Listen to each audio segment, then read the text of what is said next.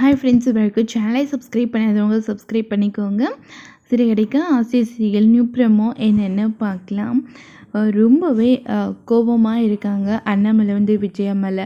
யார் சொல்கிறத எல்லாத்தையும் நம்பி தான் நீ ஒன்றும் இல்லாமல் இவ்வளோ கஷ்டப்படுற. கொஞ்சம் யோசிச்சு பாரு.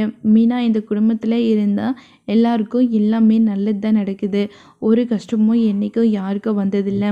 நீ எதுக்காக இவ்வளோ கேவலமாக எல்லாரை பற்றியும் இவ்வளோ தப்பாக யோசிக்கிறேன்னு எனக்கு தெரியல. யார் என்ன சொன்னாலும் நம்பிடுறேன்.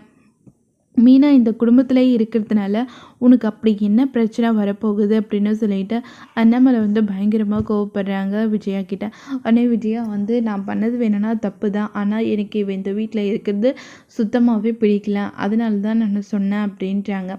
அதை கேட்ட உடனேயே பயங்கரமாக டென்ஷன் ஆகிடுறாங்க. நம்ம முத்து அப்படி அவள் என்ன தான் தப்பு பண்ணுறா, அவள் எல்லோரும் நல்லா இருக்கணும்னு தானே நினைக்கிறான். நீங்கள் தான் தேவையில்லாத ஆளுங்க கூட சேர்ந்துக்கிட்டு குடும்பத்தை பிரிக்கணும்னு நினைக்கிறீங்க. ஆனால் அவள் ஒரு நாளும் அப்படி யோசிச்சதே கிடையாது. எல்லாரும் ஒத்துமையாக சந்தோஷமாக இருக்கணும்னு தான் எப்போவுமே நினைப்பான்.